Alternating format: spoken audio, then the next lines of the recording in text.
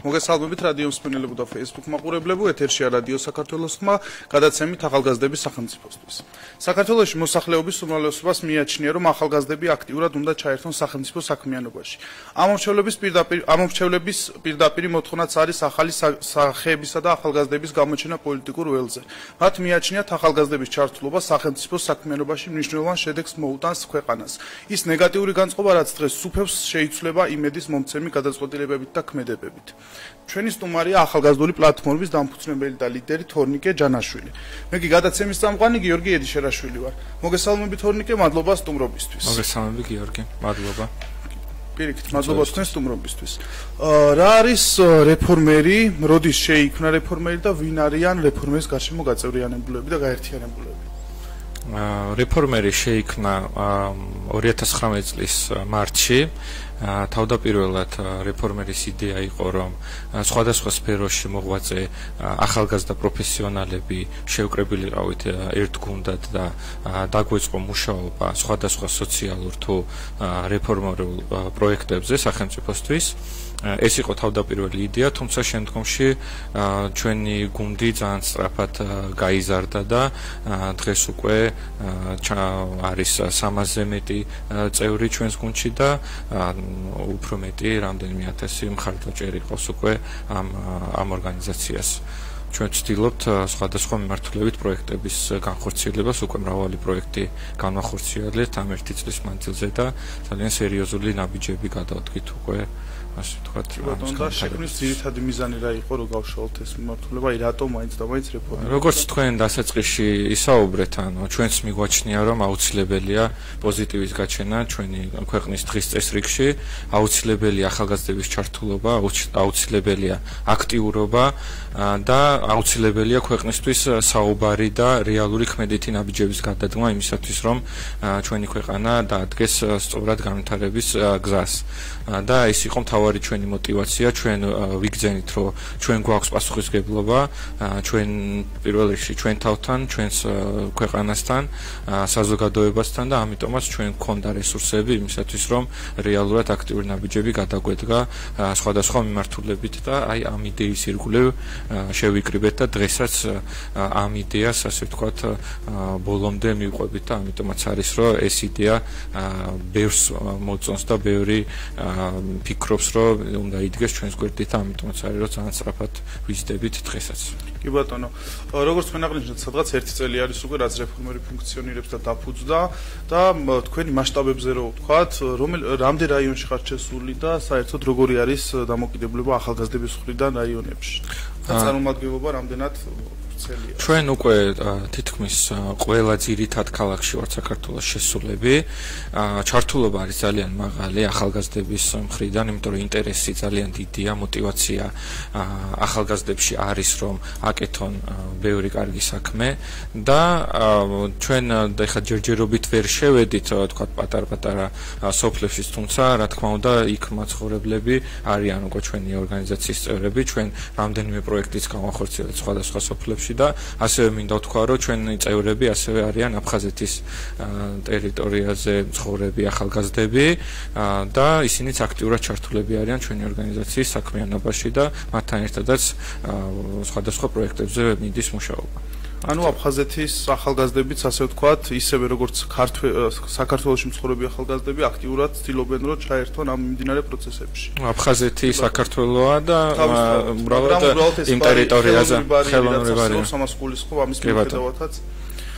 რას აპირებთ სამომავლოდ, როდესაც ახალგაზრდების იდეებს, ხედვებს, ენერგიას თავს მოუყრით თქვენს პლატფორმაში და თქვენს მიერ სიტყვებს გავიმეორებ, სერიოზული ნაბიჯების გადადგმას და ცვლილებების შეტანას აპირებთ ყოველდღიურ ცხოვრებაში. აი კონკრეტულად რო ვთქვათ, როდესაც ახალგაზრდების ენერგიას, ასე ხედვას და იდეებს მოუყრით, ეს არ არის რაღაც ისეთი ხელშეუხებელი ამბავი, ეს არის მნიშვნელოვანი და ხმამაღალი განაცხადი და თქვენ როგორ ფიქრობთ? აი კონკრეტულად რო ვთქვათ უფრო სწორად, რას აპირებთ? როდესაც თქვენ ამ ასე ვთქვათ, ჩვენი ხედვაა, რომ ეს ეს იდეები აუცილებლად უნდა დადგეს განხორციელების გზაზე. ჩვენ ყოველთვის ვიძახით, რომ რეფორმერი შეიქმნა ახალგაზრდების მიერ, მაგრამ არ არის შექმნილი მხოლოდ ახალგაზრდებისთვის, რეფორმერი არის შექმნილი მთელი საზოგადოების გაერთიანების მიზნით. ანუ ნებისმიერი ასაკის ადამიანს უკვე შეუძლია ჩაერთოს ჩვენი ორგანიზაციის საქმიანობაში.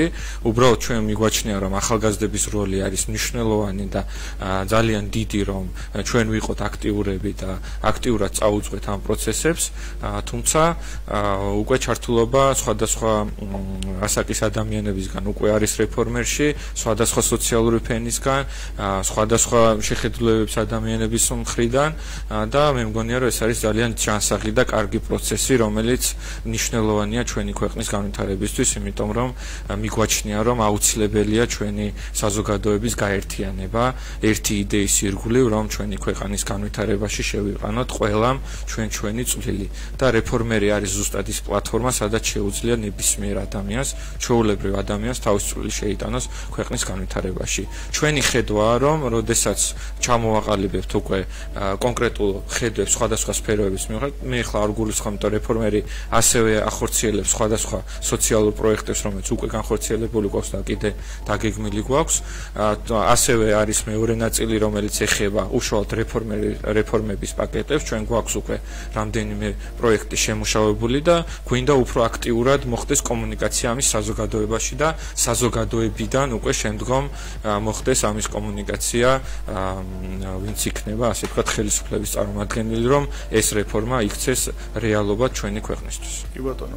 თქვენ რაიონებში მცხოვრებ ახალგაზრდებს აქტიურად ხვდებით, ეს თქვენ Facebook გვერდზეც აქტიურად ჩანს და თუ გადახედავთ ყველა დაინახავს ამას და თქვენ როგორ ფიქრობთ კი არ და თქვენ რას ხედავთ? აი ახალგაზრდები რამდენად კარგად და ზუსტად ხედავენ იმ პრობლემებს, რა პრობლემებიც ქვეყანაში არის და აი კონკრეტულად თუ შეგიძლიათ გამოყოთ ის რამდენიმე პრობლემა, ძირითადი პრობლემა, რასაც ახალგაზრდები ხაზს უსვამენ. ჩვენ შევხვდით ახლა რაღაც პროექტის ირგვლივ მქონდა ასე ვთქვათ რეგიონალური ტური დაგეგმილი, რომლის მიხედვითაც შევხვდით სტუდენტებს თბილისში, ქუთაისში, ბათუმში და თელავში. ძირითადი პრობლემა, რომელსაც ახალგაზრდები აღღერებდნენ, იყო мотиваციის ნაკლებობა, იმიტომ რომ მათ უნდათ რომ სიახლეები იყოს მათ ყოველდღიურ ცხოვრებაში, აქტიურად იყვნენ მონაწილეები რაიმე დიდის, თუმცა პრობლემას იმაში ხედავდნენ, რომ რაღაც არაფერი არ ხდება, სერიოზული ნაბიჯები არ იდგმება და ამიტომ ახალგაზრდებს мотиваცია არ აქვთ, რომ რაიმე დიდი ჩართულობა იყოს მათი მხრიდან. თუმცა ჩვენ პროექტში, რომელიც იგულისხმებოდა, რომ იყო ჩვენ გამოვაცხადეთ კონკურსი, რომლის მიხედვითაც იყო 5 სტრატეგიული ხედვა საქართველოს განვითარებისთვის. ვაპირებდი ამ საკითხთან დაკავშირებით საუბარს, მაგრამ კი ბატონო, მაგრამ შევეხოთ ახალგაზრდებს. ესე იგი ეს 5 მიმართულება რო გამოვყოთ და ეს პრიზების მიხედვითაც რო ვთქვათ, როგორ არის. კი ბატონო, ანუ ეს კონკურსი არის 5 მიმართულებით, ეს იყო სტრატეგიული ხედვები სოფლის მეურნეობაში, საგარეო პოლიტიკაში, ოკუპირებულ ტერიტორიებთან მიმართებაში, ასევე იყო ეკონომიკის განვითარებაში და ენერგეტიკის განვითარების მიმართულებით. ეს იყო 5 სტრატეგიული ხედვა, რომელიც სტუდენტებისთვის გაკეთდა ეს კონკურსი. იყო საპრიზო ფონდი არის, ანუ ჯერ გამარჯვებულები არ გამოცხადებულან, თუმცა რეფორმერის ღონისძიებაზე, რომელიც ჩატარდება 22 თებერვალს, ეს არის ღია ღონისძიება, იქ გამოცხადებიან უკვე გამარჯვებულებიც და საპრიზო ფონდი არის 1000 ლარი გამარჯვებულისთვის და ასევე გამარჯვებულები გაემგზავრებიან ქალაქ ბრიუსელში ევრო სტრუქტურებში ვიზიტით. ჩვენ გვინდა, რომ ჩვენი დასავლური კურსი არ შეიცვალოს ქვეყნისთვის და ასევე ახალგაზრდებს მივცეთ мотиваცია და მე მგონია, რომ ეს ახალგაზრდები არიან სამაგალითო ჩვენი ქვეყნისთვის, იმიტომ რომ არ აქვს იქ მნიშვნელობა ვინ იქნება გამარჯვებული, უკვე სტუდენტის ასაკში როცა ფიქრობ შენი ქვეყნის სტრატეგიულ განვითარებაზე და რაღაც ხედვა გაგაჩნია, მე მგონია, რომ უკვე ძალიან მისასალმებელია და აუცილებელია ესეთი ჩართულობა გავაჩინოთ და ძალიან ბევრი მონაწილე იყო ამ კონკურსში და მე ეს მახარებს და ეს კიდევ ერთხელ ხაზს უსვამს. კი, და ეს კიდევ ერთხელ ხაზს უსვამს იმას, რომ ახალგაზრდები არიან ძალიან აქტიურები, უბრალოდ სჭირდება აბსოლუტურად მათ ჯანსაღი პლატფორმა, რომლის მიხედვითაც ისინი ამ აქტივობებს კარგად გამოაჩენენ და мотивация. კი ბატონო, და мотивация, რა თქმა უნდა, ჩვენ ვცდილობთ რომ შეხვედრების დროს მაქსიმალურად мотивация გაუჩინოთ ამ ახალგაზრდებსაც, იმიტომ რომ ჩვენც ერთი სოციუმის წევრები ვართ და აუცილებელია ქვეყნის, როცა ვსაუბრობთ ქვეყნის აღშენებლობაზე, აუცილებელია რომ მთელი საზოგადოება იყოს ჩართული. კი ბატონო, ეს თუ ისე აქტიურად მაქვს ახალგაზრდებთან შეხება და ყოველთვის ესეთი პრობლემა იკვეთება, რომ არ უსმენენ ახალგაზრდებს რა უნდათ მათ, რა სურთ მათ თვითონ და თუ რა ხედვა აქვს და ეს თუ იქნება თავისთავად თქვენი მხრიდან უფროსი ადამიანები, რომლებსაც შედარებით გამოცდილება გაქვთ და თქვენ მოусმენთ ახალგაზრდებს და მისცემთ მიმართულებას და მათ აზრს გაითვალისწინებთ თავისთავად, ალბათ უფრო გაიზრდება თქვენი მხარდამჭერთან აკადემია. რეფორმერის იდეა, კი ბატონო, რეფორმერის იდეა არის რომ ჩვენ მოусმინოთ საზოგადოებას. ზოგადად ჩვენ ახალგაზრდები ვართ, ვაქტიურობთ, იმიტომ რომ მიგვაჩნია რომ ჩვენ გვაქვს ის ენერგია, რომელიც საჭიროებს ესეთი პლატფორმის შექმნას, თუმცა ჩვენ უსმენთ აბსოლუტურად მთელ საზოგადოებას და მათი ჩართულობა მნიშვნელოვანია. თქვენ როდესაც აცხადებთ ახალგაზრდების წრუა, კონკრეტულად რას გულისხმობთ, რომ აუხსნათ მსმენელს და მაყურებელს? შეიძლება სხვადასხვანაირი გაგება მოუძებნონ ადამიანებმა და კონკრეტულად რო ვთქვათ ახალგაზრდების წრუა, რას გულისხმობთ თამაში? ჩართულობის დროა ჩვენ გულისხმობთ, ზოგადად ეს არის ჩვენი დევიზი დროა, იმიტომ რომ მიგვაჩნია რომ დრო დასაკარგი დრო უკვე ამოწურულია და დროა ჩვენ ყველა გავაქტიურდეთ და ქმედებებზე გადავიდეთ ჩვენი ქვეყნისთვის და ისევ ჩვენი თავებისთვის და რაც შეეხება ახალგაზრდების დროა, ეს არის კონკრეტულად ის იყო ახალგაზრდების პროექტი, ამიტომაც ჩვენ მოვუწოდებთ ახალგაზრდებს ჩართულობისკენ და იმიტომაც არის ახალგაზრდების დრო. რომ გააქტიურდნენ თავის ხმა, ასე ვთქვათ, გააჟღერონ უკვე და უკვე წარადგინონ თავიანთი ხედვები, თავიანთი, ასე ვთქვათ, ის მიმართულებები, რომელიც მათ მიაჩნიათ მნიშვნელოვნად ჩვენი ქვეყნის განვითარებისთვის. კი ბატონო, თანამედროვე საჯარო სკოლების საქართველოში თქვენი ერთ-ერთი ეს მთავარი მნიშვნელოვანი მიმართულებად ჩავთვალე მე და კონკრეტულად რა ხედვები გაქვთ თქვენ ეს მიმართულება რომ გავშალოთ და ვისაუბროთ ამაზე, რას გულისხმობთ კონკრეტულად თამაში? ჩემი აზრით, ბევრი ადამიანის პრობლემა არის, როგორც მასწავლებლებიც ხედავენ სისტემაში ძალიან დიდ, ასე ვთქვათ, გარღვევებს და არასწორ მიდგომებს და ბევრს აინტერესებს და ბევრს დააინტერესებს თავისთავად. ეს სხვათა შორის მასწავლებლებიც ჩაერთვნენ ჩვენს ორგანიზაციაში, იყო უკვე გამოხმაურება მოყვა ჩვენს აქტიურობას მასწავლებლების მხრიდანაც და მათაც აქვს სხვათა შორის სხვადასხვა ხედვები თუ როგორ გაუმჯობესდეს თვითონ ჩვენი განათლების სისტემა და მე ძალიან მიხარია რომ ეს ჩართულობა უკვე არსებობს, იმიტომ რომ ეს ის ადამიანები არიან, ვინც აღზრდიან ჩვენ მომავალ თაობას. მე ზოგადად მიმაჩნია რომ ჩვენი ქვეყნის მთავარი რესურსი არის ისევ და ისევ ადამიანი, ამიტომაც ყველაზე მეტი ყურადღება და ინვესტიციები უნდა გაკეთდეს სწორედ ადამიანებში, ამიტომაც განათლების რეფორმა არის უმნიშვნელოვანესი და ჩვენ მიგვაჩნია ჩვენი ხედვა არის ზოგადად რომ თანამედროვე სკოლა, რომელიც არის საჯარო სკოლა უნდა იყოს წარმოდგენილი როგორც კამპუსი, იმიტომ რომ კამპუსში უკვე შედის ეს არის სკოლა, სადაც არა მარტო იღებ განათლებას, არამედ იქ გაქვს ყველა სხვა აქტივობა, რომელიც ჭირდება ადამიანის განვითარებას. ეს იქნება სპორტი, თუ ხელოვნება, კულტურა, ყველაფერი უნდა იყოს თავმოყრილი ერთ დიდ კამპუსში და მაქსიმალურად კარგი ინფრასტრუქტურით მოწყობილი, რომ ჩვენ შევძლოთ აღმოვაჩინოთ ნიჭი ჩვენ ბავშვებში და ამ ნიჭს მივცეთ სწორი გასაქანი და სწორი გზა, იმიტომ რომ ბევრი ნიჭიერი ქართველი, რომელიც გახდება წარმატებული, საბოლოო ჯამში უდრის წარმატებულ ქვეყანას. ამიტომაც ეს არის უმნიშვნელოვანესი რეფორმა, რომელიც გვინდა რომ გატარდეს. ჩვენ სხვათა შორის ამაზე გვაქვს გათვლებიც გაკეთებული, როგორ შეგვიძლია ინვესტიციების მოზიდვა, როგორ შეგვიძლია ეს გავხადოთ, ეს იყოს უფასო აბსოლუტურად ყველასთვის, იმიტომ რომ ეს არის საჯარო, ეს უნდა იყოს უფასოდ და ჩვენი მთელი საქართველოს მასშტაბით უნდა იყოს რეალურად უმაღლესი დონის ინფრასტრუქტურა მოწყობილი. რა თქმა უნდა, განათლების რეფორმა მარტო ინფრასტრუქტურით ვერ შემოიფარგლება, თუმცა მიგვაჩნია რომ ეს უმნიშვნელოვანესი კომპონენტია იმისთვის, რომ ბავშვი განვითარდეს სწორად და ჩვენ შევძლოთ უკვე სკოლის ასაკში აღმოვაჩინოთ ის ნიჭი, რომელიც აბსოლუტურად ყველა ბავშვს რეალურად აქვს რაღაც ნიჭი და ჩვენ უბრალოდ ეს უნდა აღმოვაჩინოთ. ზოგი გვიან აღმოაჩენს ხოლმე, ზოგი საერთოდ ვერ. კი ბატონო, მაგრამ ჩვენ ამას ხელი უნდა შევუწყოთ. და ამას უნდა შეუწყოთ თანამედროვე ინფრასტრუქტურით, ხელმისაწვდომობით, რომ ხშირად არის პრობლემა, რომ ელემენტარულად ოჯახს არ აქვს საშუალება, რომ ბავშვი დაკავდეს თუნდაც აიმე სპორტით, თუმცა ეს უნდა და ამასობაში ჩვენ კარგავთ შეიძლება ძალიან მაგარ სერიოზულ სპორტსმენს და ესეთი რაღაცები არ უნდა ხდებოდეს ჩვენ ქვეყანაში, ჩვენ არ ვართ იმდენი, რომ ეს ვერ უზრუნველყოთ ჩვენი მოსახლეობისთვის და რა თქმა უნდა, განათლების რეფორმა შემდგომ კომპლექსურად უკვე მოიცავს ასევე კვალიფიკაციის ამაღლებას, მეტ ჩართულობას, იგივე ახალგაზრდების ჩართულობას საგანმანათლებლო პროცესებში და ამაზე ჩვენი ხედვა გვაქვს, რომელსაც აუცილებლად საზოგადოებასთან ერთად განვიხილავთ და ამაზე შევაჯერებთ პოზიციებს. კი ბატონო.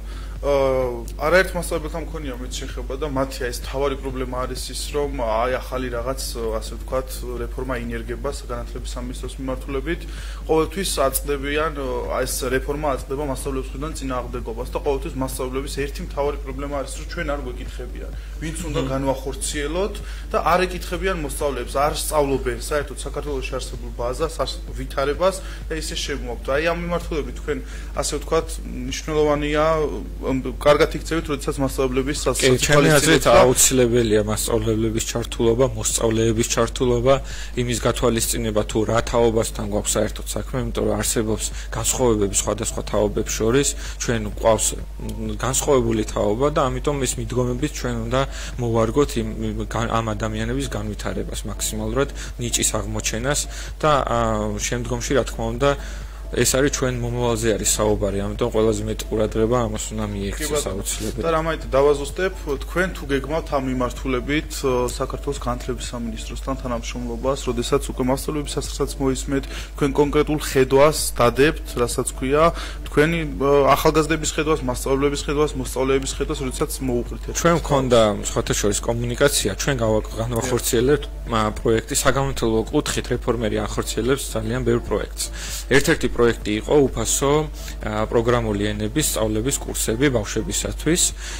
ჩვენ ჩავედით ტყუიავში, რომელიც არის სამხრეთ ოსეთთან საზღვარზე მყოფი, ეგრეთ წოდებულ საზღვარზე მყოფი სოფელი და იქ დავიწყეთ ეს უფასო კურსების სწავლება და აღმოაჩინეთ რა ეს პროექტი შემდგომ გაიშალა, იმიტომ ჩვენ უზრუნველობა მოკლებული ბავშვებისთვისაც გავაკეთეთ და ჩვენ აღმოვაჩინეთ, რომ რეალურად ამ ბავშვების 30% დაახლოებით 3 თვიანი კურსის შემდგომ უკვე შეუძლიათ დასაქმება და ჩვენ ეს ბავშვები დავასაქმეთ კიდევაც უკვე რეალურად დასაქმდნენ და ეს არის ძალიან სერიოზული შედეგი, იმიტომ რომ პროგრამული ენები არის ძალიან რთული სასწავლი საგანი, ძალიან ბევრ ნიჭს მოითხოვს და ეს კიდევ ერთხელ მიუთითებს, რომ ჩვენ ძალიან ნიჭიერი ბავშვები გვყავს და ჩვენ მქონდა შეთავაზება განათლების სამინისტროსთან, რომ ეს ამ პროექტის ფარგლებში დავიწყოთ დანერგვა, რომ ესეთი კურსები უკვე სკოლის პერიოდში ისწავლებოდეს, იმიტომ რომ ეს არის ერთ-ერთი საშუალება, რომ ჩვენ განვავითაროთ ეგრეთ წოდებული digital ეკონომიკა, იმიტომ რომ დღეს 21 საუკუნეში უკვე შესაძლებელია შემოსავლის მიღება კომპიუტერით და Wi-Fi-ით და ეს შემოსავალი შეიძლება მიიღო პირდაპირ სხვა ქვეყნიდან და ეს იქნება პირდაპირ უცხოური ინვესტიცია, რომელიც ინკლუზიურად გადანაწილდება სხვადასხვა ადგილას პირდაპირ მივა იმ ადამიანის ჯიბეში და იმ ადამიანის ოჯახში. ამიტომ ეს ძალიან მნიშვნელოვანი კომპონენტი არის ჩვენი ეკონომიკის, რომელიც ჩვენი ხედვით 10% შეიძლება რომ მიაღწიოს თუ სწორად განვავითარებთ და ჩვენ გვინდა რომ ესეთი რაღაცები დავნერგოთ და ჩვენი პროექტები იყოს ერთგვარი მაგალითი იმ წარმატების, ასე ვთქვათ, რომელიც ჩვენ შეგვიძლია შემდგომში გავზომოთ, რაც შეიძლება ამ რეფორმების მეშვეობით მივახციოთ. კი ბატონო, ტყუიავის პროექტთან დაკავშირებით, როგორც ვიცი, იუსტიციის სამინისტროც აქტიურად იყო ჩართული და თანამშრომლობდა თქვენთან. დიახ, იუსტიციის სამინისტრო აქტიურად გვიჭერდა მხარს ამ პროექტში, მან გამოგვიყო საზოგადოებრივი ცენტრები, რომელიც არის საქართველოში 65 სოფელში. პრინციპში ეს საზოგადოებრივი ცენტრების მთელი იდეა იმაში მდგომარეობს, რომ ხელი შეუწყოს ადგილობრივი საზოგადოების განვითარებას და შესაბამისად ჩვენი პროექტი იდეალური იყო, ჩვენც გვჭირდებოდა ადგილი, სადაც ამ პროექტს განვახორციელებდით და შესაბამისად შედგა ეს კოოპერაცია. იმიტომ რომ ჩვენ მიგვაჩნია, რომ ქვეყნის განვითარებასთვის მნიშვნელოვანია კოოპერაცია, არა მარტო კონკურენცია, არამედ კოოპერაცია უმნიშვნელოვანესი არის ზოგადად მთელი საზოგადოების, სტრუქტურების, სხვადასხვა ორგანიზაციების, ეს ყველაფერი უნდა იყოს ღია და კეთდებოდეს ყველასთვის. კი ბატონო, პენტენციურ დაწესებულებაშიც როგორც ვიცი, ჰქონდათ პროექტი და ამ მიმართულებითაც რო ისაუბროთ, აი კონკრეტულად რას მოიცავდა ეს პროექტი, სოფლის მეურნეობის კუთხით იყო და რამდენად იყვნენ პატიმრები ჩართულები. ეს პროექტი განხორციელდა, ეს ინიციატივა იყო თვითონ სამინისტროსი. ჩვენ ამ ინიციატივას მხარი დაუჭირეთ, იმიტომ რომ მიგვაჩნია, რომ რეინტეგრაციისთვის ეს არის უმნიშვნელოვანესი, რომ პენიტენციალურ დაწესებულებაში საპატიმროში მყოფი ადამიანებმა დაიწყონ შრომა და ამ შრომით დაიწყონ შემოსავლის მიღება, რაც გაუადვილებთ მათ ცხოვრებას ზოგადად იქაც და შემდგომში უკვე როცა იქნებიან თავისუფლები, რომ კონდეთ რაღაცა სხვადასხვა უნარი, რითიც შეუძლიათ, ასე ვთქვათ, სწრაფად მოახდინონ რეინტეგრაცია საზოგადოებაში.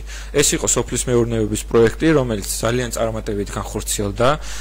პატიმრების ჩართულობა იყო მაღალი და ეს პატიმრები დღეს უკვე ამ პროდუქციას, რომელსაც აწარმოებენ იმ ტერიტორიაზე, უკვე იყიდება ძალიან ცნობილ სუპერმარკეტების ქსელში და ასევე ძალიან ცნობილ რესტორნებშიც და ამით შემოსავალი აქვს და ეს პროექტი კიდე ვითარდება და იშლება, რომ უფრო მეტი ბენეფიციარი ყავდეს და ესეთი პროექტები მნიშვნელოვანია ჩემი აზრით. როგორც ვიცი, უკაცრავად რო გაწოდნებთ, ეს სამუდამო პატიმრობაში მყოფებიან ძირითადად ისინი. პირველ ეტაპზე ჩაერთვნენ ისინი, იმიტომ რომ მათი პირობები ძალიან ცუდი იყო იქ და თვითონ სამინისტრომ გადაწყვიტა, რომ ისინი ყოფილიყვნენ პირველი ბენეფიციარები, თუმცა ჩვენი იდეით, ასე ვთქვათ, მიგვაჩნია, რომ ეს პროექტი უნდა გაიზარდოს კიდევ და მოიცვას ზოგადად და ეს მარტო სოფლის მეურნეობას არ ეხება. იქ არის კიდევ სხვა მიმართულებები, რომლითაც შეგვიძლია ჩვენ ჩავრთოთ ეს ადამიანები, ასე ვთქვათ, აქტიურ საზოგადოებრივ ცხოვრებაში. კი ბატონო, თქვენ საერთაშორისო მიმართულებაზე და ვიზიტებზეც რო ვისაუბროთ, როგორც ვთქვით, საფრანგეთის სენატორებს შეხვდით, ამ შეხვედრის მიზანი რა იყო და კონკრეტულად რაზე ისაუბრეთ? შიდა პროცესებზე თუ ეს ჩვენი ორგანიზაცია საკმაოდ აქტიურად ჩაერთო თავიდანვე და ამიტომაც დიდი ინტერესი გამოიწვია პირველ რიგში აქ მყოფი დიპლომატიური კორპუსისგან. აქ შეხვედრების შემდგომ უკვე დაიგეგმა ვიზიტები, ჯერ მოხდა ბრუსელში, ევროპარლამენტში და შემდგომ უკვე საფრანგეთში სენატორებთან. და ამ შეხვედრებისას ძალიან საინტერესო შეხვედრები იყო, იმიტომ რომ ჩვენ შეხვდით აბსოლუტურად ევროპარლამენტში, მაგალითად შეხვდით ყველა პარტიას, რომელიც წარმოდგენილია ევროპარლამენტში, მათ ლიდერებს, ყველა იმ დეპუტატს, რომელიც მუშაობს აქტიურად საქართველოს საქმეებზე, ჩვენ გავაცანით ჩვენი გეგმები და ძალიან აქტიურ თანამშრომლობაზე გადავედით, ეგრევე მათ დაინტერესება მაღალი იყო და შეთავაზებებიც მივიღეთ პარტნიორობაზე იქ დიდი პარტიებისგან.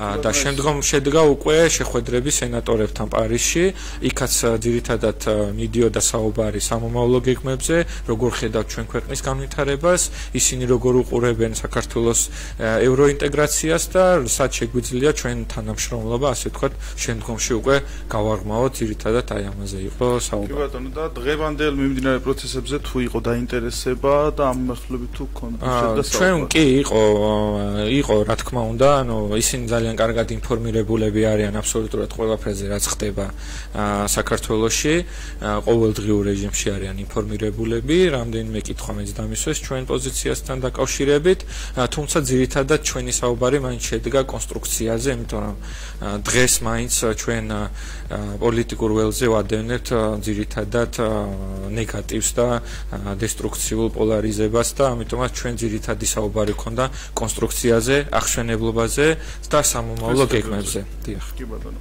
აქვე ვიტყვით იმას, რომ საქართველოში ასე ვთქვათ, რაღაცა რთული პოლიტიკური პროცესი მიმდინარეობს და იმდენად არის უკვე დაძაბული ვითარება, რომ ადამიანი, რომელიც გამოდის და იძახის საერთოდ დამოუკიდებლად არც ერთ პარტიას არ მიეკუთვნება და იძახის თავის ობიექტურ და ან სუბიექტურ პოზიციას აფიქსირებს, ყოველთვის ხდება ოპოზიციიდან პოზიციიდან რომელიმე პარტიაზე, ასე ვთქვათ, მიკედლება. თქვენ ამ მიმართულებით, როგორც დამოუკიდებელი ორგანიზაცია, რომელიც რეალურად ახალგაზრდების იდეებს და ახალგაზრდების ინტერესებზე ხართ მორგებული, რამდენად გაქვთ გათვლილი ეს, რომ მსგავსი სიტუაციისგან თავი დაიცვათ, იმიტომ რომ რაღაც აქტიურად არის უკვე ეს თავდასხმა შემოსული პოლიტიკური პარტიების მხრიდან. ეს ძალიან კარგი კითხვა არის, იმიტომ რეალობა არის, რომ პრაქტიკულად უკვე იმდენად მოხდა ველის პოლარიზება, რომ აბსოლუტურად ნებისმიერი ადამიანი, უკვე თავისი იდენტობა დააკარგვინეს ნებისმიერ ადამიანს, უკვე ადამიანს არ შეუძლია თავისი აზრი რეალურად დააფიქსიროს და ყველა გამზადებულია, რომ რაღაცა იარლიკები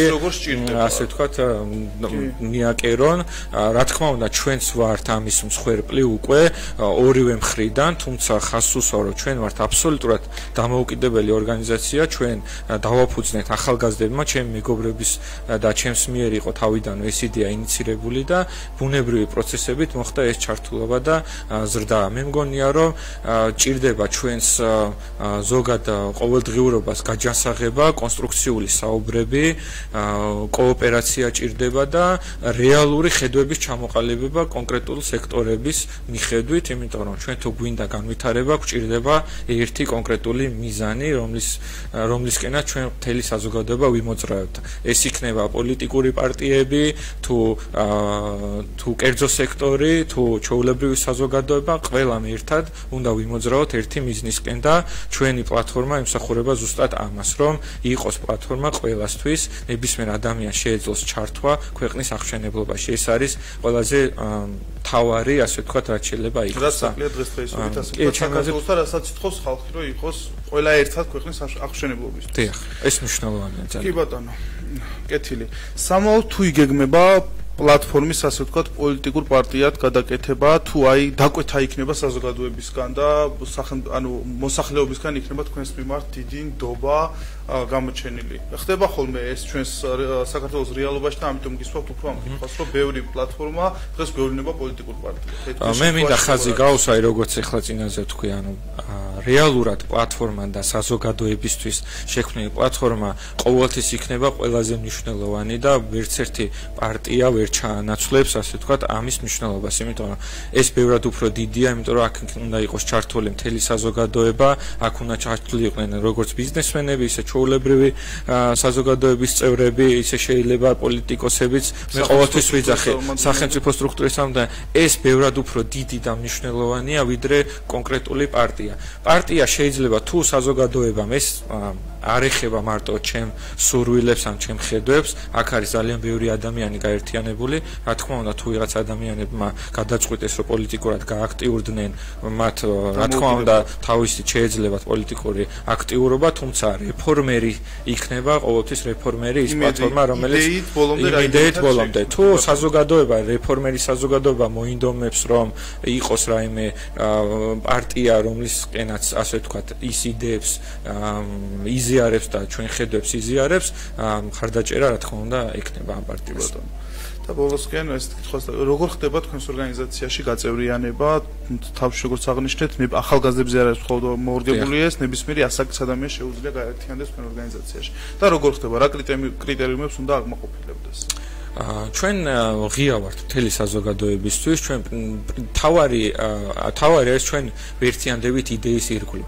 იდეა არის მთავარი, იდეა არის განვითარებული საქართველოსი, რომ ჩვენ ყველა შეგვიძლია ჩვენი წვლილი შევიტანოთ ამ განვითარებაში, ყველა ადამიანს შეუძლია რაღაცა შემატოს ამ იდეისკენ სვლას და ამიტომაც ჩვენი საზოგადოება უკვე არის ძალიან ღია, ყველასთვის გაწევრიანება ხდება ძალიან მარტივად ჩვენი სოციალური პლატფორმების მეშვეობით, ჩვენ აქტიურად კომუნიკაციაში ვართ ნებისმიერ ადამიანთან, ძალიან ბევრი ადამიანი ყოველდღიურად იწერება და შემდგომში ნიშნავს სპეციალურ შეხვედრებს, ამ შეხვედრებზე უკეთეს ვიცნობთ ერთმანეთს და ვიზიარებთ ერთმანეთის აზრებს და უკვე ყალიბდება პროექტები. ჩვენი ყველა პროექტი წამოსულია ჩვეულებრივი ახალი წევრებისგან, აბსოლუტურად ყველა პროექტი იქნება, ხედვა იქნება წამოსულია ბუნებრივად ახალი წევრებისგან. ჩვენ გეგმავთ, რომ უახლოეს ეს პერიოდში უკვე მარტიდან დავყოთ, ასე ვთქვათ, ჯგუფებად სხვადასხვა მიმართულებით და ნებისმიერ ადამიანს უკვე შეიძლება ამ ღია დისკუსიებში მონაწილეობის მიღება სხვადასხვა მიმართულებით, რომ ჩვენ ჩამოვაყალიბოთ კონკრეტული ხედვები სხვადასხვა სფეროში. კი ბატონო, მეზობელ ქვეყნებთან დაკავშირებით გითხავთ, თვითონ აი ახალგაზრდების დამოკიდებულება როგორი არის ზოგადად შეხვედრებისას, თუ იკვეთება ეს ამ მიმართულებით თუ საუბრობთ და კონკრეტულად თქვენი დამოკიდებულება, თუნდაც ავიღოთ დავით გარეჯის შემთხვევა და თუნდაც რუსეთის მხრიდან ის თავდასხმები, რა თავდასხმებსაც ყოველდღიურ რეჟიმში ახორციელებს. ახალგაზრდები არიან ძალიან პატრიოტები, მინდა ამას ხაზი გავუსვა. ჩვენ ძალიან გვიყვარს ჩვენი ქვეყანა, ნებისმიერ ახალგაზრდას ვისაც ხვდებით, ძალიან ადარდებს და აღელვებს ესეთი სამწუხარო ფაქტები. ჩვენ ერთის მხრივ ვართ მსხვერპლი, მაგრამ ჩემი აზრით ჩვენ უნდა გამოვიდეთ მსხვერპლის პოზიციიდან და უკვე დავდგეთ ასე ვთქვათ, მყარად, მაგრამ ამისათვის საჭიროა სწორი ხედვა, ამისათვის საჭიროა განვითარებისკენ სწორი სვლა და ამისათვის საჭიროა, ასე ვთქვათ, სწორი პოლიტიკური აქტივობა, რომ არ დავაზიანოთ ჩვენი ქვეყნის ინტერესები ტერიტორიული მთლიანობის კუთხით. ტერიტორიული მთლიანობაზე რო ვსაუბრობთ, ჩვენ ხშირად გვავიწყდება, რომ ტერიტორიული მთლიანობა ვერ იქნება თუ საზოგადოება არის დაყოფილი და დანაწევრებული. და ჩვენ გვინდა რომ რეფორმერმა ხელი შეუწყოს საზოგადოების გაერთიანებას. იმიტომ რომ საზოგადოება თუ იქნება ერთიანი, ყველა ამოცანა ბევრად უფრო მარტივი გადასაწყვეტი იქნება, ამიტომაც არ არსებობს ტერიტორიული მთლიანობის აღდგენა, მაშინ როცა ჩვენ ყოველდღიურად ყოფენ და გვანაწევრებენ და ჩვენი საზოგადოება არის რეალურად პოლარიზებული, ან საერთოდ დაკარგული და უკვე დაბინძურებულია, ასე ვთქვათ, ეს სიტუაცია და ჩვენ გვინდა რომ პირიქით ვიყოთ ის პლატფორმა, რომელიც გაერთიანებს ქართულ საზოგადოებას და შემდგომში ერთად გავუმკლავდებით იმ გამოწვევებს, რომელიც აუცილებლად იქნება და რომელიც არის. კი ბატონო. თუ გნებავთ რაიმე განაცხადის გაკეთება, თუ უნდა შეგვიძლია გადაცემა დავასრულოთ. დიდი მადლობა მოწვევისთვის. მე მინდა რომ 22 თებერვალს 3 საათზე შერატონში გვექნება დიდი შეხვედრა, ეს ღია შეხვედრა არის რეფორმერის, მსურველებს ყველას ვიწვევთ და დაგვესწრებიან უკეთ გავიცნობთ ერთმანეთს და უკეთ გაიცნობენ ჩვენ ორგანიზაციას, ასევე შეგიძლიათ Facebook-ზე მოგწეროთ ჩვენ გვერდზე რეფორმერი და ასე ვთქვათ დავიწყოთ კომუნიკაცია. კი ბატონო, მადლობა სტუმრობისთვის, მინდა გისურვოთ წარმატები იმ მნიშვნელოვანი საქმის კეთებაში, რა საქმესაც თქვენ შეეჭიდეთ. ეთერში იყო ახალგაზრდები გადაცემა ახალგაზრდების სახელმწიფოსთვის, გემშვიდობებით მომავალ ორშაბათამდე.